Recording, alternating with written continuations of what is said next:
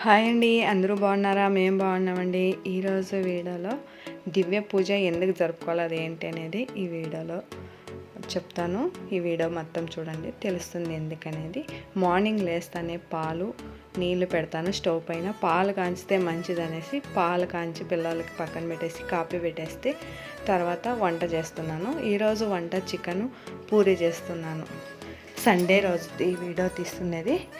ఈ full day ఏం work చేసినాను ఏంటి అనేది చేసుకుంటా మీకు ఎందుకు పూజ చేయలేదు ఏంటి అనేది వీడియోలో తెలుస్తుంది. ఇలా చేసుకుంటే పూరీలు పిండి అనేది రాలదు, నూనె నల్లగా కాదు. అందువల్ల నేను ఇలా చేస్తాను పూరీలు.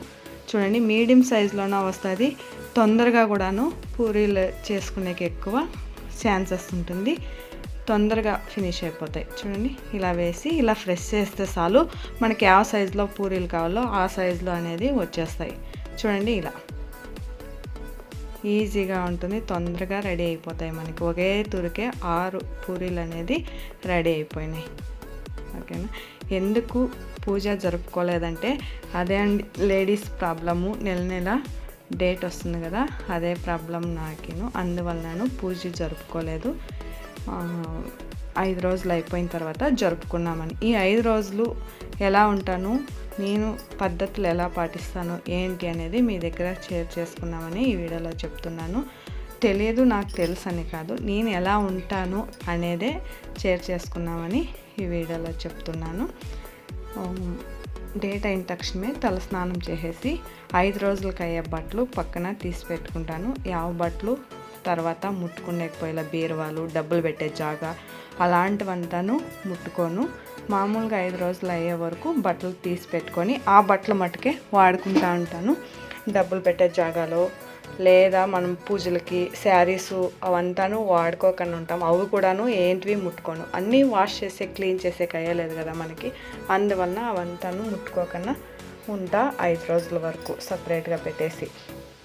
తర్వాత డైలీను స్నానం చేసుకొని ఇంట్లో వర్క్ అంతాను నేనే చేసుకుంటా. షాప్ కూడా వెళ్ళాలి కదా, అందుకని వెళ్ళేటప్పుడు జాగ్రత్త కోసము ఇలా కాటికి అనేది అరకాల్లో అరచేయిలో స్టిక్కర్ కూడా నేను నల్లదే పెట్టుకుంటా, లేదంటే కాటికి కూడా.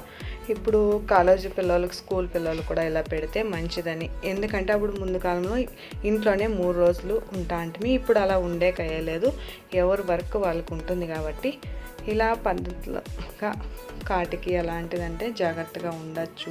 ఎందుకంటే యాడ్ చూసినా ఇప్పుడు డిష్లు తీసి వేస్తూ ఉంటారు దారిలో. మనం దేవుడు ఎంత ఉన్నామని నమ్ముతాము, చెట్టు కూడా ఉంటాయని నమ్మి నేను ఇలా చేస్తాను.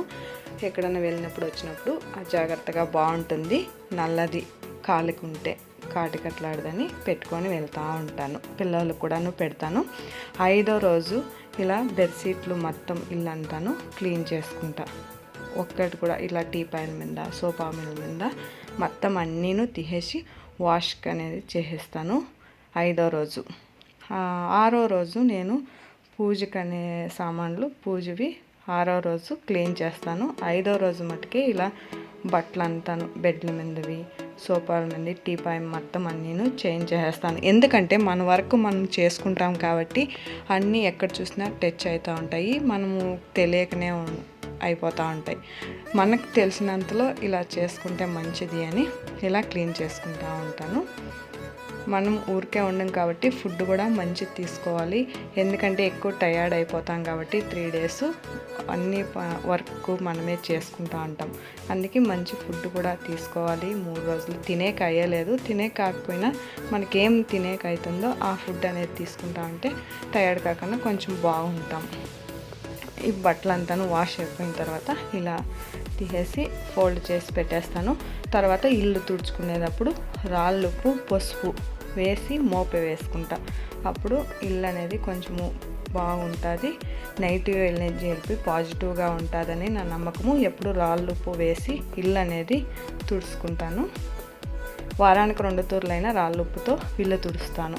ఈ బట్టలంతా ఫోల్డ్ చేసి ఎక్కడక్కడ వెత్తి పెట్టేసి తర్వాత పసుపు నీళ్ళు కానీ లేదా ఆవుది గోమూత్రం ఇలా ఉంది ఇది వేసుకుంటాను.